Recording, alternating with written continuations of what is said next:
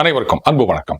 புதன்கிழமை அன்னைக்கு நம்ம ஒரு பதிவு போட்டிருந்தோம். அதில் ஹோம் மினிஸ்டர் அமித்ஷா அவர்கள் பேசினதை ஒரு போர்ஷனை மட்டும் கட் பண்ணி அதுக்கு உள்ளர்த்தம் கற்பித்து இவர் அண்ணல் அம்பேத்கர் அவர்களை இழிவுபடுத்தி விட்டார் அப்படின்னு புள்ளி கூட்டணியில் ஒரு பெரிய பிரச்சனை கிளப்பி இருந்தாங்க.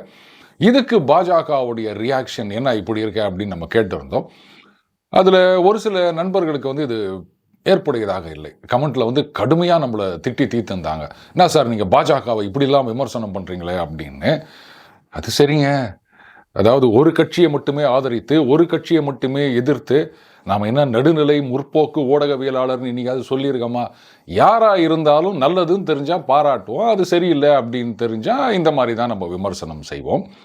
இன்ஃபேக்ட் நாம் அன்னைக்கு பேசினது ஏதோ என்னுடைய தனிப்பட்ட கருத்து அப்படின்றது இல்லாமல் நண்பர்கள் நிறைய பேர் அதோட ஒத்து போயிருந்தார்கள். அதையும் நம்ம கமெண்ட்ல பார்க்க முடிஞ்சது. இன்னைக்கு மட்டும் இல்லை, என்றைக்குமே நல்லவனாக இருந்தால் மட்டும் போதாது, வல்லவனாகவும் இருக்க வேண்டும். அப்படி இல்லை அப்படின்னா அண்ணன் பிடிஆர் அவர்கள் ஒரு தடவை சொன்னார்ல, வாரிசு அப்படின்றதுக்காக அன்ஃபிட் தத்தியெல்லாம் கொண்டு உட்கார வச்சிங்கன்னா வலிமையான கட்சி உங்களை தூக்கி சாப்பிட்டு போயிடும் அப்படின்னு. இந்த மாதிரி நாம் இந்த மாதிரி அரசியல்லாம் செய்ய மாட்டோம் அப்படின்னு இருந்தால் அப்போ அரசியல் பண்ணுற கட்சிகள் உங்களை தூக்கி சாப்பிட்டு போயிடுவாங்க. இதுதான் நாம் சொல்ல வந்தது. ஆனால் அடுத்த நாளிலிருந்து பாஜக அடித்து ஆட ஆரம்பித்து விட்டார்கள். அதாவது தோனி கடைசி 2 ஓவரில் செய்கிறத இப்போ அவங்க ஆரம்பிச்சிட்டாங்க. நிஜமாகவே ஒரு நல்ல மாற்றம் தான். இதுக்கு முன்னாடியும் பாராளுமன்றத்தில் ஒரு மாற்றம் தெரிந்தது. இந்த செஷனில், இதுக்கு முன்னாடி செஷனில்.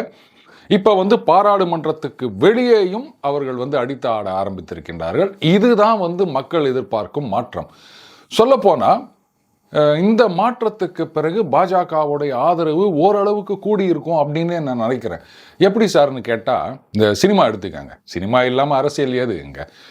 என்னதான் நல்ல படமாக இருக்கட்டும், அது ரொமான்டிக் படமாக இருக்கலாம், இல்லை ஒரு குடும்ப கதையாக இருக்கலாம், என்ன கதையாக ஒன்றா இருக்கலாம், எல்லாரும் பாராட்டுகின்ற படமாக இருந்தால் கூட ஒரு சிலர் இருக்காங்க, படம் நல்லா இருக்குது அப்படின்னு சொன்னால் எத்தனை ஃபைட் இருக்குது அப்படின்னு கேட்பாங்க.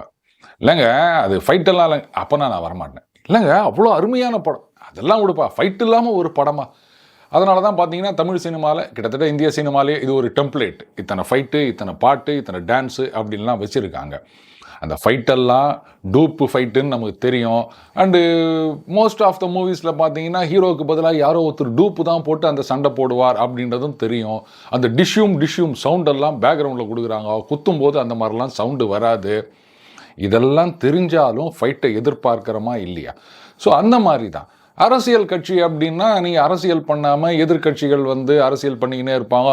நாங்கள் ரொம்ப நல்லவங்க, இப்படிலாம் இறங்க மாட்டோம் அப்படின்னு இருந்தால் ஜனங்களுக்கே வெறுத்து போயிடும். என்ன இவங்க இப்படி சொதப்பின்னுக்கிறாங்களே அப்படின்னு. நல்ல காலம் பாஜக அந்த ஒரு ட்ராப்பில் மாட்டிக்காமல் இப்போ அதிரடி அரசியல் செய்ய ஆரம்பித்திருக்கின்றார்கள்.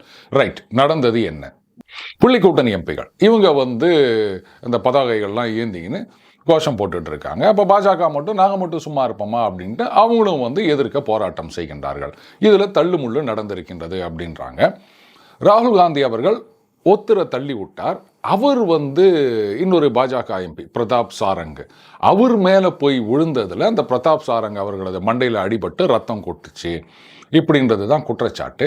அதுக்கப்புறம் ஏஎன்ஐ செய்தி நிறுவனம் இன்னும் சில செய்திகள்லாம் என்ன சொல்கிறாங்கன்னா, இன்னொரு எம்பிக்கும் அடிபட்டிருக்கு, அவரும் சீரியஸாக ராம் மனோகர் லோஹியா ஹாஸ்பிட்டலில் ஐசியூவில் அட்மிட் ஆயிருக்கார் அப்படின்னு சொல்லியிருக்காங்க.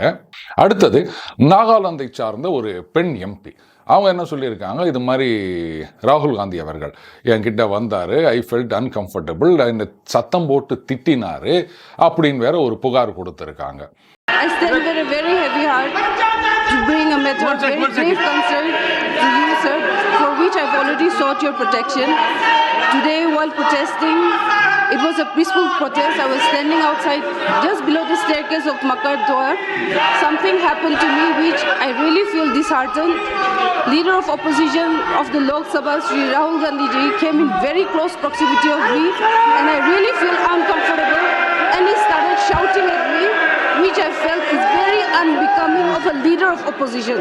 It is not that I cannot defend myself, but still then it would be very unbecoming, so I did not do that. But then what he did today, his action today was really bad, and I feel disheartened, and no lady member let alone me, an ST lady member from Nagaland, should not be made to feel like this, sir. So therefore, I seek your protection on this matter for which I've already served notice to you, sir.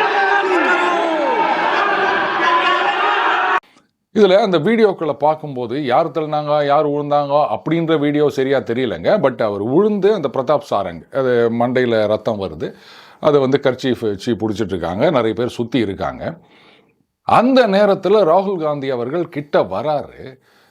யாராக இருந்தாலுமே ஒருத்தர் அடிபட்டிருக்கு அப்படின்னும் போது நம்ம பதறி போயிடும். ஐயோ என்னங்காச்சு அதை பாருங்கள் ஆம்புலன்ஸை கூப்பிடுங்க, இது பண்ணுங்க. ஆனால் அந்த வீடியோ பார்த்தீங்கன்னா தெரியும், அண்ணன் ராகுல் காந்தி கிட்டேருந்து அந்த மாதிரி எந்த ரியாக்ஷனும் இல்லை. அப்படியே வராரு, பார்க்குறாரு, திரும்பி போயிடுறாரு.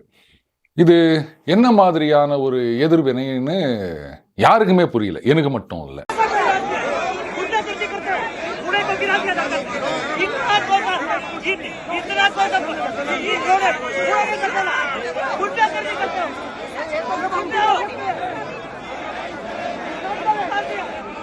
இப்போ பாஜகவில் என்ன பண்ணியிருக்காங்க, ஏகப்பட்ட செக்ஷனில் புகார்லாம் கொடுத்துருக்காங்க. ரைட்டு, இந்த கேஸ் எல்லாம் என்ன ஆகும் அப்படின்னு நம்ம எல்லாருக்குமே தெரியும். ஏற்கனவே வந்து அந்த ஒரு குறிப்பிட்ட சமுதாயத்தை இழிவுபடுத்தி விட்டார் அப்படின்னு சொல்லிட்டு அந்த கேஸில் கன்விக்ட் ஆனார். அதுக்கப்புறமா அந்த சென்டென்ஸ்க்கு ஸ்டே கொடுத்தாங்க, மறுபடியும் எம்பி ஆகிட்டார். இப்போ அடுத்த தேர்தலில் ஜெயிச்சு எல்ஓபி எதிர்க்கட்சி தலைவராகவும் ஆகிவிட்டார். ஆனால் அந்த கேஸ் அப்பீல் என்ன ஆச்சுன்னு தெரியல. அதை எப்போ ஸ்பீடப் பண்ணுவாங்க அப்படின்றதும் தெரியாது. இது தனிநபர் போட்ட வழக்கு. ஆனால் அரசாங்கத்துக்கிட்டேயே ஒரு கேஸ் வந்து ரொம்ப வருஷமாக பெண்டிங்கில் இருக்குதுங்க. அதாவது ராகுல் காந்தி அவர்களது குடியுரிமை பற்றிய வழக்கு. சுப்பிரமணியம் சாமி அவர்கள் வந்து ரொம்ப காலமாக சொல்லிட்டு வராரு, ராகுல் காந்தி அவர்கள் வந்து பிரிட்டிஷ் சிட்டிசன்ஷிப் வாங்கிட்டாருங்க. நம்ம இந்திய அரசியல் சட்டப்படி டியூவல் சிட்டிசன்ஷிப், அதாவது 2 நாடுகள் குடியுரிமைன்றது பர்மிட்டட் கிடையாது. அதனால் அவருடைய இந்திய குடியுரிமையை பறிக்க வேண்டும் அப்படின்னு. இது வந்து ரொம்ப வருஷத்துக்கு முன்னாடியே இவர் வந்து இதுக்கான ஒரு ரெப்ரசன்டேஷனையும் கொடுத்துருக்காரு அரசாங்கத்துக்கிட்ட. ஆனால் அதுக்கப்புறம் 2019 தேர்தலும் வந்துருச்சு, 24 தேர்தலும் வந்துருச்சு. என்ன பண்ணாங்க அப்படின்னு ஒன்றும் தெரியல. இதைத் தொடர்ந்து சுப்பிரமணியம் சாமி அவர்கள் வந்து டெல்லி ஹைகோர்ட்டில் ஒரு வழக்கு தொடர்ந்திருக்கின்றார். கூடவே அலகாபாத் ஹைகோர்ட்டில் வந்து கர்நாடகத்தை சார்ந்த ஒருத்தர் வந்து ஒரு கேஸ் போட்டிருக்காருங்க. எதுக்காக அலகாபாத் ஹைகோர்ட்டில் அப்படின்னா, ராகுல் காந்தி அவர்கள் அந்த ஊபியிலேருந்து தானே உத்தரப்பிரதேசத்தில் எம்பி ஆயிருக்காரு. ஸோ அதனால் வந்து அங்கே போட்டிருக்காரு, அவருடைய தேர்தல் செல்லாது, அதுக்கப்புறம் அவர் இந்த எதிர்க்கட்சி தலைவராக தேர்ந்தெடுக்கப்பட்டது செல்லாது அப்படின்னு அதில் இன்னும் சில விஷயங்களையும் அவர் குறிப்பிட்டிருக்கின்றார். வேற ஒருத்தர் வந்து பிரிட்டிஷ் கவர்மெண்ட் கிட்ட ஏதோ இமெயிலில் ஏதோ டீட்டெயில்ஸ்லாம் கேட்டிருக்கார் போல இருக்கு. அவங்க என்ன சொல்லியிருக்காங்க, இந்த மாதிரி சிட்டிசன் இந்த மாதிரி பற்றின டீட்டெயில்ஸ் இதெல்லாம் வந்து ஜென்ரல் டேட்டா ப்ரொடெக்ஷன் ரூல்ஸ்னு இருக்குது, அதன்படி பாதுகாக்கப்பட்டது. ராகுல் காந்தி அவர்கள் சைன் பண்ணி கொடுக்கலாம் அப்படின்னு சொன்னாதான் இதை வந்து நாங்கள் தருவோம் அப்படின்னு அந்த இமெயில் தகவல் கூறுகிறது, பிரிட்டிஷ் கவர்மெண்ட் கிட்டேருந்து வந்தது. ஸோ அதனால் இந்திய அரசாங்கம் என்ன பண்ணணும், அவங்க வந்து ஒரு கோர்ட்டில் இந்த லெட்டர் ரொகேட்டரி அப்படின்னு சொல்லுவாங்க, அதை வாங்கி இது கவர்மெண்ட் டு கவர்மெண்ட் அப்படின்ற மாதிரி பிரிட்டிஷ் அரசாங்கத்துக்கிட்ட கொடுத்து அந்த தகவல்களை எல்லாம் வாங்க வேண்டும். இது சம்பந்தமாக ஹோம் மினிஸ்ட்ரி இதுக்கெல்லாமல் நான் ரெப்ரசன்டேஷன் அனுப்பி இருக்கின்றேன். ஆனால் இது வரைக்கும் எந்த நடவடிக்கையும் இல்லை. கூடவே அவர் என்ன சொல்கிறாரு, ராகுல் காந்தி அவர்களை பார்த்து இந்த அரசாங்கம் பாஜக பயப்படுகிறதோ அப்படின்னும் கேட்டிருக்காருங்க. எனக்கு இன்னும் அது நிஜம்தான் தோணுது. ராகுல் காந்தியை பார்த்து அவருடைய சிட்டிசன்ஷிப்பை கேன்சல் பண்ணால் அதனுடைய விளைவுகள் ரொம்ப மோசமாக இருக்கும் அப்படின்னு பாஜக பயப்படுறாங்க போல இருக்குது. ஏன்னா மோடி அவர்களை விட பாஜக வந்து ராகுல் காந்தி அவர்களை தான் நம்பிட்டு இருக்குது மறுபடியும் ஜெயிச்சு ஆட்சியில் வருவதற்கு. ஏன்னா அவரும் அவரது குடும்பமும் அவங்க காங்கிரஸ் கட்சியை கம்ப்ளீட் கண்ட்ரோலில் வச்சிருக்க வரைக்கும் தான் பாஜக தொடர்ந்து ஜெயிக்க முடியும். அந்த குடும்பத்தை ஒதுக்கி தள்ளிவிட்டு வேற யாராவது காங்கிரஸ் தலைவரா, சார் இது மல்லிகார்ஜுன கர்கே அவர்கள் தானே காங்கிரஸ் தலைவர் அப்படின்னு கேட்கலாம். அவர் தலைவராக இருக்கின்றார், ஆனாலும் அந்த கட்சியில் முழு அதிகாரம் செல்வாக்கு யார்கிட்ட இருக்குது அப்படின்றத வந்து காங்கிரஸ் கட்சியுடைய நடவடிக்கைகளாகட்டும், அவங்களுடைய அந்த மீட்டிங் நடைபெறுகின்றது, அதெல்லாம் பார்க்கும்போதே நமக்கு நல்லாவே தெரியுது இன்னமும் அந்த குடும்பம்தான் கட்சியை முழு கட்டுப்பாட்டில் வைத்திருக்கின்றார்கள் அப்படின்னு. ஸோ அதனால தான் இவர் சிட்டிசன்ஷிப்பை கேன்சல் பண்ணிவிட்டு இவர் எலெக்ஷனில் நிற்க முடியாது அப்படி இப்படின்னு ஏதாவது சொல்லிட்டோன்னா அப்புறம் நாளைக்கு இவர் பிரச்சாரம் பண்ண காங்கிரஸுக்கு வரல அப்படின்னு சொன்னால் பாஜக தோத்துருமே அப்படின்ற ஒரு பயம் பிஜேபிக்கு இருக்கலாம். இப்போது மத்திய அரசாங்கத்தில் என்ன சொல்லியிருக்காங்க, ஆல்ரெடி சிபிஐ இதை விசாரித்து வருகின்றது அப்படின்னு இருக்காங்க. எத்தனை வருஷமா விசாரிக்கிறாங்க? சுப்பிரமணியம் சாமி அவர்களுடைய ரெப்ரசன்டேஷனே ரொம்ப வருஷத்துக்கு முன்னாடி கொடுத்தது. ஸோ அலகாபாத் ஹைகோர்ட் இந்த விஷயத்தில் என்ன சொல்லியிருக்காங்கன்னா, இந்த குடியுரிமை பற்றின விஷயங்களில் மத்திய அரசாங்கத்தின் முடிவு தான் வந்து ஃபைனல். அது வேறு சிபிஐ விசாரிக்குது அப்படின்னு சொல்கிறாங்க. அதனால் 8 வாரம் டைம் கேட்டிருக்காங்க. ஸோ அவங்க ரிப்ளை ஃபைல் பண்ணட்டும், என்ன ஸ்டேட்டஸ் அப்படின்னு இப்படி சொல்லிட்டு மார்ச் 25ஆம் தேதிக்கு அடுத்த வருஷம் இந்த வழக்கை ஒத்தி வைத்திருக்கின்றார்கள். சரி, இனிமேலாவது சுறுசுறுப்பாக வேலை செஞ்சு அதில் என்ன உண்மை இருக்கிறது, நிஜமாகவே வந்து அவர் பிரிட்டிஷ் குடியுரிமை வாங்கியிருக்காரா, அப்படி வாங்கியிருந்தால் அப்படின்னு சொன்னால் அப்போ இந்திய குடியுரிமை அவர் ரினவுன்ஸ் பண்ணியிருக்கணும். பண்ணலை அப்படின்னா அந்த விஷயம் உண்மைன்னு தெரிஞ்சதுன்னா இந்திய அரசாங்கம் அவருடைய குடியுரிமையை கேன்சல் செய்ய வேண்டும். அப்படி கேன்சல் பண்ணிட்டாங்கோ அப்படின்னு சொன்னால் அதுக்கப்புறம் அவர் இந்தியாவில் தேர்தலெல்லாம் நிற்க முடியாதுங்க. வேணும்னா மறுபடியும் அவர் பிரிட்டிஷ் குடியுரிமையை அதை சரண்டர் பண்ணிட்டு மறுபடியும் இந்திய குடியுரிமை பெற வேண்டும். இது பேப்பர் லெவலில் பார்த்தீங்கன்னா ரொம்ப ஈஸியாக தெரிந்தாலும் பொலிட்டிக்கல் லெவலில் என்ன மாதிரியான ஒரு இம்பேக்ட் இருக்கும் அதுதான் ரொம்ப ரொம்ப முக்கியம். இவங்க மட்டும்தான் போராட்டம் பண்ணுவாங்களா? பாஜகவில் போராட்டம் பண்ணக்கூடாதா? அவங்க கோஷம் போடக்கூடாதா? ஏன்னா எதிர்கட்சிகள் மட்டும்தான் அரசியல் பண்ணலாம், ஆளுங்கட்சி அவியல் செஞ்சுட்டு இருக்கணுமா? என்ன விதமான லாஜிக் இது? அண்டு காங்கிரஸ் கட்சியை பொறுத்த வரைக்கும் ஒரு டெஸ்பிரேஷன் நல்லாவே தெரியுது. ஏன்னா ஜனவரி 20 அண்ணன் ட்ரம்ப் அவர்கள் ஆட்சிக்கு வந்து விட்டார் அப்படின்னு சொன்னால் இதனால் வரைக்கும் அமெரிக்க ஊடகங்களாகட்டும் இல்லை அங்கே இருக்க ஒரு சில அமைப்புகளாகட்டும் மோடி அவர்களுக்கு எதிர்ப்பாகவே வந்து எழுதி வருகின்றன, நடவடிக்கையில் இறங்கி வருகின்றன அப்படின்றத நம்ம பார்க்குறோம். சரி, ட்ரம்ப் வந்தால் மட்டும் அவங்க மாறிடுவாங்களா அப்படின்னா மாற மாட்டாங்க. ஆனால் அந்த டீப் ஸ்டேட்டுடைய முதுகெலும்பு கொஞ்சம் கொஞ்சமாக உடைக்கப்பட்டு வருகின்ற போது அவங்களுடைய ஆக்டிவிட்டீஸும் கொஞ்சம் குறையக்கூடும். இந்த மாதிரி பார்லிமெண்ட் செஷன் ஆரம்பிக்கும் போதெல்லாம் முதல்ல அந்த பெகசஸ் அப்படின்வாங்க, ரஃபேல்னுவாங்க, இப்போ வந்து அதானின்னு ஒன்று ஆரம்பிச்சிருக்காங்க. ஸோ இந்த மாதிரி விஷயங்களுக்கெல்லாம் பெரிய அளவில் சப்போர்ட் இல்லாமல் போயிடும். இதில் பார்த்தீங்கன்னா ஏதோ வாட்ஸ்அப் சாட்டுன்றாங்க, பவர் பாயிண்ட் ப்ரெசன்டேஷன் அப்படின்றாங்க. பணம் கைமாறியதற்கு ஆதாரம் இருக்குதா அப்படின்னா இது மாதிரி டைரியில் எழுதி வச்சது, பேப்பரில் எழுதி வச்சது, ஒருத்தருக்கு மெசேஜ் அனுப்பிச்சிக்கிறது, இதெல்லாம் ஒரு ஆதாரமா? ஒன்று கேஷாக கொண்டு போய் கொடுத்ததுக்கு உங்ககிட்ட எவிடன்ஸ் இருக்கணும், இல்லை ஆன்லைனில் ட்ரான்ஸ்ஃபர் ஆகிருக்குது அப்படின்னு சொல்கிறதுக்கு எவிடன்ஸ் இருக்கணும். அதையெல்லாம் விட்டுட்டு வாட்ஸ்அப்பில் நான் உனக்கு இவ்வளோ பணம் அனுப்புகிறேன் அப்படின்னு ஒருத்தர் சொல்லியிருந்தாலே கூட that cannot be the primary evidence. That can only be a corroborative or secondary evidence. ஏதோ ஒரு இடத்துலேருந்து இன்னொருத்தருக்கு ட்ரான்ஸ்ஃபர் ஆகிருக்கு, லேட்டஸ்டே ஒரு 250 ரூபா அப்படின்னா இது பாருங்க, இவர் வந்து 250 ரூபா கொடுக்குறேன்னு சொல்லியிருக்காரு, இங்கே இவர் அக்கௌண்ட்லேருந்து அந்த அக்கௌண்ட்டுக்கு 250 ரூபா போயிருக்குது, அப்போ இதுக்கான லஞ்ச பணம் தான் அப்படின்னு நம்ம எஸ்டாப்ளிஷ் பண்ண முடியும். ஆனால் அந்த மணி ட்ரெயில் இல்லாமல் வெறும் மெசேஜை மட்டும் வச்சுட்டு எந்த கோர்ட்லேயும் வந்து கேஸை ப்ரூவ் பண்ண முடியாதுங்க. ஆனாலும் டிஓஜே கேஸ் போட்டிருக்காங்க அப்படின்னும் போது எந்த அளவுக்கு இதுக்கு பின்னாடி ஒரு அஜெண்டா இருக்குது அப்படின்னு நமக்கு தெரியுது இல்லையா? அடுத்தது அண்ணல் அம்பேத்கர் அவர்களை அமித்ஷா அவர்கள் இழிவுபடுத்தி விட்டார் அப்படின்னு தமிழகத்தில் கூட பார்த்தீங்கன்னா திமுக, விசிக உள்ளிட்ட கட்சிகள் அவங்களுடைய எதிர்ப்பை தெரிவித்திருக்கின்றார்கள். விசிகாவில் வந்து ஏதோ உருவ பொம்மையை கொளுத்திருக்காங்க, ரயில் மறியல் பண்ணியிருக்காங்க. திமுகவும் வந்து மாநிலம் முழுக்க போராட்டம் அப்படின்னு நடத்தினாங்க. ஆனால் இந்த தடவை பாஜக என்ன பண்ணியிருக்காங்க, காங்கிரஸ் கட்சி எந்த அளவுக்கு அண்ணல் அம்பேத்கர் அவர்களை இழிவுபடுத்தியது அப்படின்றத வரலாற்று தரவுகளோடு அங்கங்க போட்டு சல்லியாக நொறுக்கி நிற்கிறாங்க காங்கிரஸோட இமேஜ். இதுக்கு வந்து காங்கிரஸ் தரப்பிலிருந்து எந்த விதமான ஒரு கவுண்டர் ரியாக்ஷனும் சுத்தமாக இல்லை. என்ன சொல்ல முடியும்? எல்லாம் நடந்தது வரலாறு. இதில் தமிழகத்தில் அண்ணாமலை அவர்கள் ஒரு செய்தியை குறிப்பிட்டிருக்கின்றார். அந்த ஸ்டேட்மெண்ட்டில் அவர் என்ன சொல்கிறாரு, என்சிஆர்டி புத்தகம் அதில் ஒரு கார்ட்டூன் வந்திருக்குங்க. அதாவது அண்ணல் அம்பேத்கர் அவர்கள் ஒரு நத்தையின் மேலே நிற்பது போலவும் பின்னாடி இருந்து நேரு அவர்கள் ஒரு சாட்டையை சுத்தராராம், அந்த அரசியல் சட்டம் விரைவாக வர வேண்டும் அப்படின்னு. இந்த மாதிரி ஒரு கார்ட்டூனை பள்ளி குழந்தைகள் படிக்கின்ற என்சிஆர்டி புத்தகத்தில் பிரிண்ட் பண்ணியிருக்காங்க. 2012 காங்கிரஸ் யூபிஏ ஆட்சி காலத்தில். அந்த காலகட்டத்தில் காங்கிரஸ், திமுக 2 பேரும் தான் மத்திய அமைச்சரவையில் இருந்தார்கள். இப்போ அண்ணாமலை அவர்கள் கேட்குறாரு, அன்றைக்கு வந்து நீங்கள் இதே காங்கிரஸ் திமுகவை விமர்சித்தீர்கள், அண்ணல் அம்பேத்கரை இழிவுபடுத்தி விட்டீர்கள் அப்படின்னு. ஆனால் இன்னைக்கு அவங்களோடைய கூட்டணி வச்சு நிற்கிறீங்களே, இது என்ன நியாயம் அப்படின்னு கேட்டிருக்காரு. சரியான கேள்விதான்.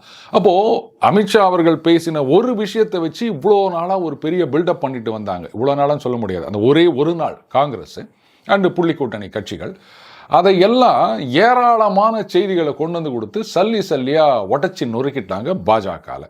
இதுதான் வந்து ஒரு அரசியல் கட்சியிடம் மக்கள் எதிர்பார்ப்பது. நாட் ஓன்லி ஆதரவாளர்கள். இந்த மாதிரி ஒரு குற்றச்சாட்டு வைக்கிறார்கள் அப்படின்னும் போது, ஐயோ என் மேலே வந்து தப்பாக சொல்லிட்டாங்களே, இப்படி புலம்பிட்டு இருக்கிறதுல அர்த்தமே கிடையாது. அவங்க என்ன பண்ணாங்க அப்படின்னு திருப்பி அடிங்க. இதைத்தான் வந்து எதிர்பார்த்தாங்க. அதை பாஜக சிறப்பாக செய்திருக்கின்றார்கள். இதில் விசிக தலைவர் திருமா அவர்கள் ஒரு விஷயம் கவனிக்கணும். அண்ணல் அம்பேத்கர் அதிகாரத்தை நோக்கிய போராட்டம் அப்படின்னு சொன்னாரு. இதுதான் ஆதவ அர்ஜுனா அவர்கள் சொன்னது. அதை சொன்னதுக்காக அவரை கட்சியை விட்டே சஸ்பெண்ட் பண்ணி இன்னைக்கு அவர் கட்சியை விட்டே வெளில போயிட்டார். இதுக்கு என்ன பதில் சொல்ல போறீங்க? அதற்கான காலம் கனியவில்லை அப்படின்னு சொல்ல போறீங்களா? எத்தனை காலத்துக்கு தான் வந்து இப்படி வெறும் எம்எல்ஏ எம்பி சீட்டுக்காகவே இருக்க போறீங்க? என்றைக்குத்தான் அதிகாரத்தை நோக்கி போராட போகின்றீர்கள்? எல்லாத்துக்கும் கன்வீனியன்ட்டா ஒரு காரணம் சொல்லிடலாம், பாஜக உள்ள வந்துடும் அப்படின்னு. அதை சொல்லியே சொல்லப்போனால் பாஜகவில் வந்து இந்த பட்டியலினத்தை சார்ந்தவர்கள், பழங்குடியினத்தை சார்ந்தவர்கள், இவர்களையெல்லாம் எத்தனை பேரை முதலமைச்சர்கள் ஆக்கி இருக்கின்றார்கள், ஜனாதிபதி ஆக்கி இருக்கின்றார்கள், கட்சி தலைவர் ஆக்கி இருக்கின்றார்கள். இதே தமிழகத்திலேயே எல் முருகன் அவர்கள் பாஜகவின் தலைவராக ஆக்கப்பட்டார். எல்லா பொறுப்புகளும் பாஜகவில் கிடைக்கின்றது. ஆனா பொறுப்புகள் கொடுக்கிற பாஜக உள்ள வந்துடும் அப்படின்ற ஒரு சாக்கு சொல்லிக்கின்னே இங்க தமிழகத்துல அதிகாரமே வேணாம் அப்படின்னு முடிவெடுத்துட்டாரோ திருமா அவர்கள். அப்போ இது வந்து அண்ணல் அவர்களுடைய கொள்கைக்கு எதிராக போயிட்டு இருக்காரு. இதுக்கு என்ன பதில் சொல்லுவாங்க? இதுல வன்னி அரசு அவர்கள் வந்து ஒரு ட்வீட் போட்டிருக்காரு. அதாவது, பிராமணர்களால் நிகழ்த்தப்படும் எந்த ஒரு இதுலையும் கலந்து கொள்ள மாட்டேன் என்று கூறியவர் அண்ணல் அப்படின்னு.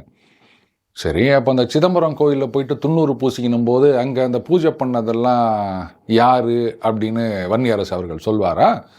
துண்ணூறு பூசிக்கின்னு ஃபோட்டோவுக்கு போஸ்ட் கொடுத்தது, அந்த ஃபோட்டோவை ட்வீட் பண்ணது எல்லாம் அண்ணன் திருமா அவர்கள் தானே. அப்போ இது வந்து அண்ணல் அவர்களது கொள்கைக்கு எதிரானதா இல்லையா?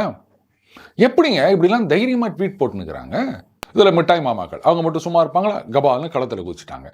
அமித்ஷா அவர்கள் பேசினதை அப்படியே எடிட் பண்ணி போட்டாங்க அப்படின்னும் போது, பார்த்தீங்களா பாஜக இத்தனை நாள் செஞ்சுன்னு வந்தது, அதை வந்து இப்போ அவங்களுடைய ஓன் லாங்குவேஜ்லேயே திருப்பி அடிக்கிறாங்க புள்ளி கூட்டணி அப்படின்னு சொல்லி ரொம்ப சந்தோஷப்பட்டிருந்தாங்க. இந்த தேர்தலுக்கு முன்னாடி கூட அமித்ஷா அவர்கள் இடஒதுக்கீட்டுக்கு எதிராக பேசினார் அப்படின்னு ஒரு கட்டிங் ஒட்டிங் பண்ண வீடியோ ஒன்று சுற்றிட்டு இருந்ததுங்க. ஆனால் அதில் எத்தனை பேர் மேலே கேஸ் போட்டாங்க, என்ன பண்ணாங்க, ஏதோ சில பேர் மேலே எஃப்ஐஆர் கூட ஃபைல் பண்ணதான் கேள்விப்பட்டேன். ஆனால் அதுக்கப்புறம் எலெக்ஷன் முடிஞ்சவொடனே அந்த கேஸும் முடிஞ்சு போச்சு, அவ்வளோதான். அதை பற்றி யாரும் அக்கறை இல்லை போல இருக்கு பாஜகவிலேயே. அப்போ இதுக்கெல்லாம் யார் காரணம்னு சொல்லுவாங்க மிட்டாய் மாமாக்கள்? சொல்லப்போனால் அந்த விஷயத்தில் ரிசீவிங் எண்டில் இருந்தது பாஜக. அவங்க தான் விக்டிம். ஆனால் இன்றைக்கி வந்து பாஜக பண்ண மாதிரி இவங்க திருப்பி அடிக்கிறாங்கன்னா சரி, ரைட்டு விடுங்க, மிட்டாய் மாமாக்கள் வேறு என்ன சொல்லுவாங்க. இப்போ பாஜக அடித்து ஆட ஆரம்பித்திருக்கின்றார்கள். வரலாற்று தரவுகள்லேருந்து எத்து குத்துனுக்கிறாங்க. பாருங்கள், காங்கிரஸ் கட்சி காலங்காலமாக எப்படி அண்ணல் அவர்களை இழிவுபடுத்தி வந்தது அப்படின்னு சொல்லும்போது இப்போ மிட்டாய் மாமாக்கள் கிட்ட சவுண்டே காணும். எங்கே போய் ஒழிஞ்சிக்கினாங்க அப்படின்னு தெரியல. ரைட், இந்த ரியாக்ஷன் அப்படின்றது வந்து இந்த நிகழ்வோடு முடிந்து விடக்கூடாது. அவங்க ஏதோ ஒரு பிரச்சனை எழுப்புறாங்க, அதுக்கு வந்து இவங்க எஃபெக்டிவாக கவுண்டர் கொடுக்குறாங்க. இது வந்து ரியாக்ஷன் மட்டும்தான். ஆக்ஷன் அதுதான் வந்து ரொம்ப ரொம்ப முக்கியம். ஸோ பெண்டிங் கேசஸ் இதெல்லாம் ஸ்பீடப் பண்ணணும்.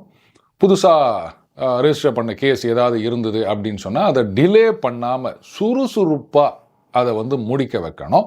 முக்கியமாக அதிகாரிகள், அதுக்கப்புறம் அந்த புலனாய்வு அமைப்புகள் இவங்களெல்லாம் முடுக்கி விட்டு, அந்த அண்ணன் ராகுல் காந்தி அவர்களுக்கு எதனா சிட்டிசன்ஷிப் கேஸு இத்தனை வருஷமாக இன்வெஸ்டிகேட் பண்ணிருக்கிறாங்க போல இருக்குது. இத்தனை வருஷமாலாம் இல்லை, இத்தனை மாதங்களுக்குள், இத்தனை நாட்களுக்குள் முடிக்க வேண்டும் அப்படின்னு ஒரு டார்கெட் கொடுத்தாங்க.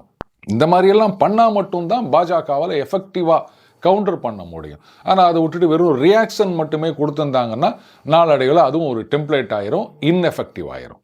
மீண்டும் அடுத்த சந்திப்போம். வணக்கம்.